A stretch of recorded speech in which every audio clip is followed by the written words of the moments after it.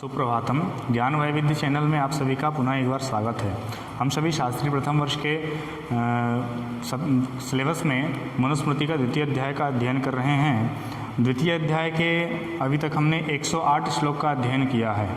108 श्लोक से आगे आज 109 श्लोक से पढ़ते हुए 108 श्लोक तक में पढ़ा है कि उपनयन संस्कार संपन्न हो जाने के पश्चात समावर्तन पर्यंत ब्राह्मण, क्षत्रिय तथा वैश्य तीनों द्विज ब्रह्मचारियों को प्रतिदिन अग्नि सेवा, भिक्षाचर्या, भूमि पर शयन तथा आचार्य के हिताचरण सेवा करना चाहिए। इन विषयों को बताने के पश्चात आगे बताते हैं कि अध्यापन के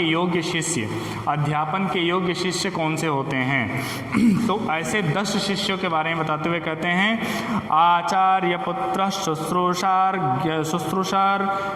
ज्ञानदो धार्मिका शुचिः आप्ता शक्तोर्थदः साधु स्वोध्याप्यादशधर्मतः।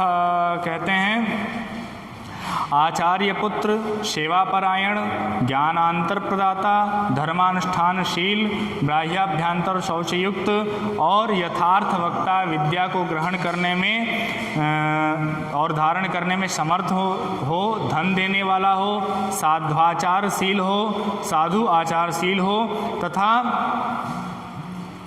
आत्मीयजन और उपनीत। ये 10 न्यायतः अध्यापन के योग्य शिष्य हैं। कौन कौन से? तो कहते हैं आचार्य पुत्र और सेवाशील एवं ज्ञानांतरदाता, धर्मानुष्ठानशील, बाह्याभ्यंतर शौचयुक्त, यथार्थ वक्ता और ग्रहण धारण समर्थ अर्थात विद्या को ग्रहण एवं धारण करने के समर्थ हो, धन देने वाला और न्यायतः और मतलब कि आचारशील जो हो वो। और ऐसे 10 शिष्यों के बारे में बताया मनु ने कि ये 10 शिष्य अध्यापन के योग्य हैं। आगे बताते हैं कि अध्यापन का न्याय क्या है, अध्यापन का नियम क्या है। अध्यापन का नियम बताते हुए कहते हैं कि ना पृष्टः कस्यचित् ब्रूयान् न चान्यायेन पृच्छतः जानन्नपि हि मेधावी जडवल्लोक आचरेत्। कहते हैं न्यायतः अध्यापन कराने पर भी शिष्य की जिज्ञासा के बिना गुरु उनको न बताएं। अर्थात अगर शिष्य जिज्ञासा उत्पन्न नहीं करता है तो गुरु उनको न बताएं। उसके बाद कहते हैं कि अन्याय पूर्वक प्रश्न करने पर अर्थात शास्त्र के विरुद्ध जाकर प्रश्न करने पर उसका उत्तर न दें। ज्ञान होते हुए भी अज्ञानी के समान गुरु या विद्वान व्यक्ति अपने आप को अज्ञानी साबित करके उसका उत्तर न दें। ऐसा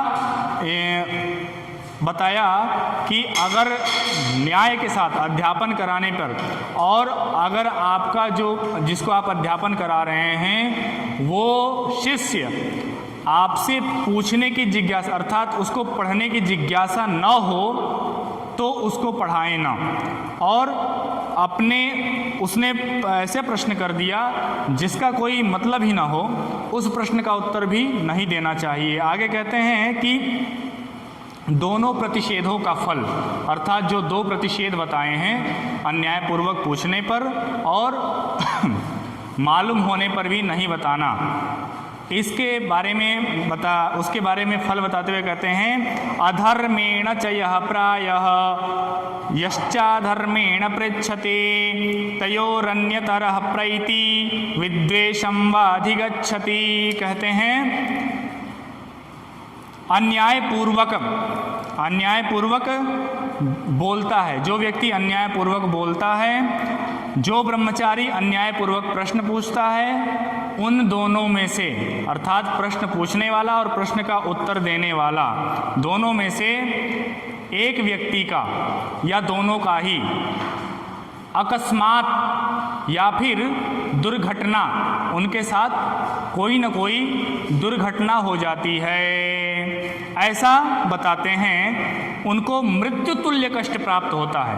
ऐसा करने पर किसी विषय में, वेद विषय में, वेद के साथ अन्यायपूर्वक प्रश्न करने पर, क्योंकि वेद अपने आप में शिव है, वेद अपने आप में शिव है और शिव के साथ अन्यायपूर्वक प्रश्न करने पर, कुतर्क करने पर उसको मृत्यु तुल्य कष्ट की प्राप्ति होती है, ऐसा बताया।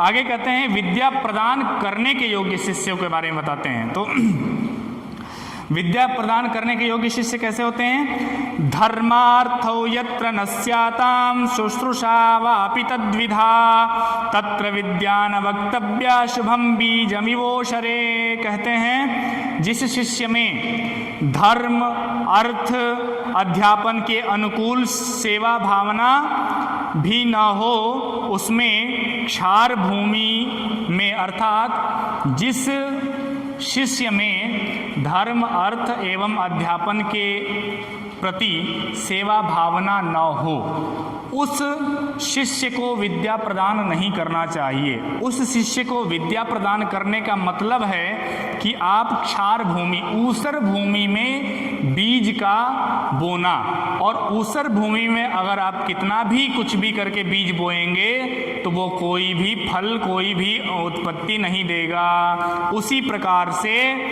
आप इस प्रकार के शिष्य को विद्या प्रदान करके विद्या को कष्ट न दें, इससे विद्या को आहत होता है, इसलिए आप ऊसर भूमि में बीज न बोएं। आगे कहते हैं कि अयोग्य तथा दुरुपयोग करने वाले शिष्य को विद्या नहीं देना चाहिए, इस बात को बताया। और इस बात को मतलब कि एक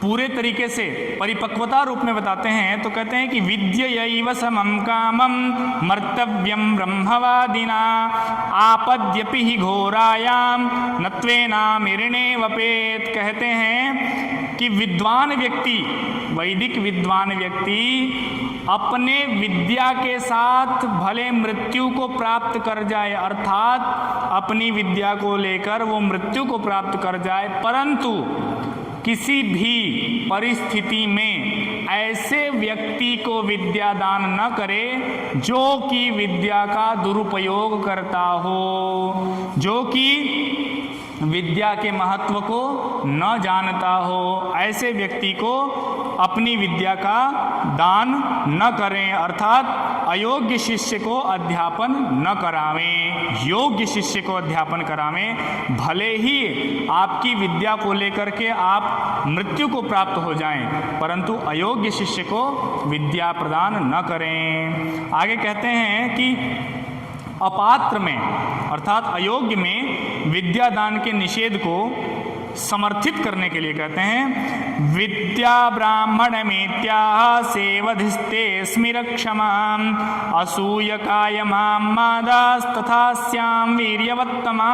अर्थात विद्या की अधिष्ठात्र देवी वेदविद अर्थात वैदिक ब्राह्मण के पास आकर के बोली, मैं तुम्हारी निधि हूँ, मैं तुम्हारी श्री हूँ और मेरी रक्षा करो, मुझे निंदा युक्त व्यक्ति को मत दो, निंदा युक्त व्यक्ति के सामने मेरी बात न करो, और ऐसा करने पर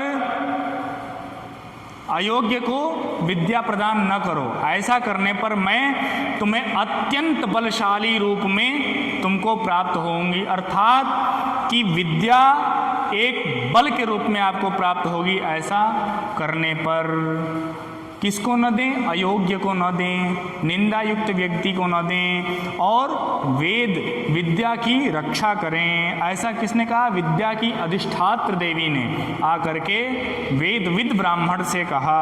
आगे कहते हैं विद्यादान के लिए योग्य पात्र कौन है?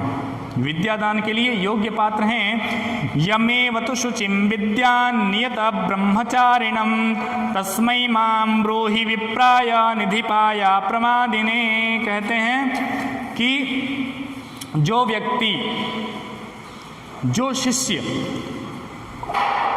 प्रमाद रहित हो, अर्थात अपने कर्म में आलस्य न करे और बाह्यभ्यांतर पवित्र अवस्था में हो, पवित्रता का ध्यान रखता हो, संयतेंद्रिय, अपने इंद्रियों पे संयम रखता हो, अपने इंद्रियों को अपने संयमित रूप से चलाता हो जो व्यक्ति, जो शिष्य, और क्या हो, आचार विचार का ध्यान रखता हो, ऐसे व्यक्ति को, ऐसे शिष्य को अध्यापन कराना चाहिए। कैसा शिष्य होना चाहिए? जो शिष्य आलस्य रहित हो, बाह्याभ्यंतर शौच का ध्यान रखता हो, अशौचावस्था न रहे, हमेशा शुद्धतावस्था में रहे, और संयतेंद्रिय रहे, अपने इंद्रियों पे संयम रखे, एक उसको मेंटेन, हमको इतना करना है तो इतना ही करना है, और अपने विचार एवं आचार का, मर्यादा का ध्यान रखे। ऐसे शिष्य को अध्यापन कराना चाहिए। और आगे बताते हैं कि गुरु के आज्ञा के बिना विद्या ग्रहण नहीं करना चाहिए। ऐसा करने से क्या दोष, किस दोष की दोष लगता है, कैसा दोष हमें, उस बारे में बताते हुए कहते हैं, ब्रह्म यस्त्वननुज्ञात मधीयान्नादवाप्नुयात् स ब्रह्मस्तेय संयुक्तो नरकम प्रतिपद्यते। कहते हैं जो व्यक्ति गुरु की आज्ञा के बिना या किसी अन्य को पढ़ाते समय सुन करके विद्या का ग्रहण कर ले, ऐसे व्यक्ति को नरक की प्राप्ति होती है।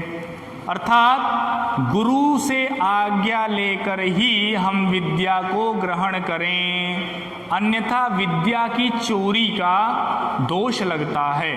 अगर गुरु के आज्ञा के बिना हम पढ़ लें, वो किसी अन्य को पढ़ा रहे हैं और हम भी उसको सुन करके पढ़ लें, ऐसा करने पर विद्या की चोरी का दोष लगता है, चोरी का पाप लगता है, और उस पाप का फल होता है कि नरक की प्राप्ति होती है। इसलिए गुरु से आज्ञा लेकर के ही, क्योंकि पहले में, पूर्व में आपको बताया गया है कि पढ़ने का क्या प्रक्रिया है, जा करके गुरु का अभिवादन करें, गुरु को प्रणाम करें, और उसके बाद अपना नमस्कार करके फिर गुरु के आज्ञा लेकर के पढ़ाई करना, प्रारंभ करना चाहिए, वेदारंभ करना चाहिए। तो यहाँ भी वही बात आई कि गुरु के आज्ञा के बिना आपको पढ़ा हुआ जो है वो नरक की ओर ले जाता है, नरक की प्राप्ति कराता है। आगे कहते हैं कि जिनसे विद्या ग्रहण किया हो उनका सभा में सर्वप्रथम अभिवादन करें। अर्थात श्लोक में लौकिकं वैदिकं वापि तथाध्यात्मिकमेव च आददीत यतो ज्ञानं तं पूर्वम् अभिवादयेत्। अर्थात आप कहीं सभा में गए, कहीं किसी समारोह में गए, तो वहाँ पर जिनसे आपने लौकिक या वैदिक किसी भी प्रकार का जिनसे आपको ज्ञान मिला हो, सर्वप्रथम उनका अभिवादन करना चाहिए। आप किसी सभा में गए हों और जिनसे आपको किसी भी प्रकार का लौकिक या वैदिक किसी भी प्रकार का ज्ञान की प्राप्ति हुई हो, सर्वप्रथम उनका अभिवादन करना चाहिए, उनको नमस्कार करना चाहिए। तत्पश्चात औरों को, अर्थात प्रथम वरीयता दिया जो हमारा कोई भी किसी भी प्रकार का ज्ञानदाता प्रदाता हो, किसी भी प्रकार का लौकिक या वैदिक, उस व्यक्ति का सम्मान, आदर, अभिवादन करना चाहिए सर्वप्रथम। उसके बाद कहते हैं अभिवादन का रूप एवं प्रशंसा। तो कहते हैं कि सावित्री मात्र सारोपी वरम विप्रः सुयंत्रितः नायंत्रितस्त्रिवेदोपि सर्वासी सर्वविक्रयी। अर्थात केवल गायत्री का जप करने वाला, नित्य संध्योपासन कर्मानुष्ठान करने वाला भी व्यक्ति संपूर्ण सम्मान के योग्य होता है, संपूर्ण अभिवादन के योग्य होता है। अर्थात तीनों पाद की सावित्री एवं गायत्री का जप करने वाला भी व्यक्ति संपूर्ण सम्मान एवं अभिवादन के योग्य होता है। लेकिन तीनों वेदों का ज्ञाता, संपूर्ण पुराण शास्त्र इत्यादि का ज्ञाता हो और उसके में क्या ना हो, आचार विचार अर्थात सर्वग्राही हो, सब चीज का भक्षण करता हो, मांस मदिरा इत्यादि का भक्षण करता हो, सर्व विक्रयी हो अर्थात सब चीज खरीदना क्रय विक्रय करना, उसका गौ पशु इत्यादि इन सब का विक्रय, जिसका विक्रय नहीं भी लिखा है उसका भी विक्रय करने वाला व्यक्ति हो, दुराचारी हो, भले ही वो कितना भी बड़ा ज्ञाता हो वो सम्मान के योग्य नहीं है और समाज से बहिष्कृत करने योग्य है। आप उसको अभिवादन करेंगे तो आपके श्री का नष्ट होता है, आपके विद्या का नष्ट होता है, आप उससे दोष के भागी होते हैं। ऐसा बताया कि किनको, अगर तीनों पाद की सावित्री के साथ साथ केवल तीनों संध्या करने वाला ही व्यक्ति क्यों न हो, वो संपूर्ण अभिवादन एवं सम्मान के योग्य है, उसका अभिवादन करना चाहिए। लेकिन बहुत बड़ा विद्वान और शास्त्रज्ञ मर्मज्ञ विद्वत हो और आचार व्यवहार न हो उसके अंदर, वो अपने मर्यादा का, शास्त्रोक्त मर्यादा का विचार न करता हो, ऐसे व्यक्ति का अभिवादन नहीं करना चाहिए। आगे बताते हैं कि श्रेष्ठ व्यक्तियों के साथ बैठना उठना कैसे करना चाहिए, इस विषय में बताते हुए कहते हैं, शय्यासनेऽध्याचरिते श्रेयशान समाविशेत् शय्यासनस्थश्चैवैनं प्रत्युत्थायाभिवादयेत्। अर्थात अपने श्रेष्ठ माता पिता भ्राता और गुरु आदि के द्वारा, अपने से श्रेष्ठ व्यक्ति के द्वारा दिया हुआ आसन ग्रहण नहीं करना चाहिए एवं अपने श्रेष्ठ व्यक्ति के आने पर आपको अपना आसन छोड़ करके उठ करके उनका अभिवादन करना चाहिए, बैठे बैठे नहीं, अपने आसन से उठ करके उनका अभिवादन करना चाहिए, अपने से श्रेष्ठ व्यक्तियों का, अपने गुरुजनों का, और उनका दिया हुआ आसन ग्रहण नहीं करना चाहिए।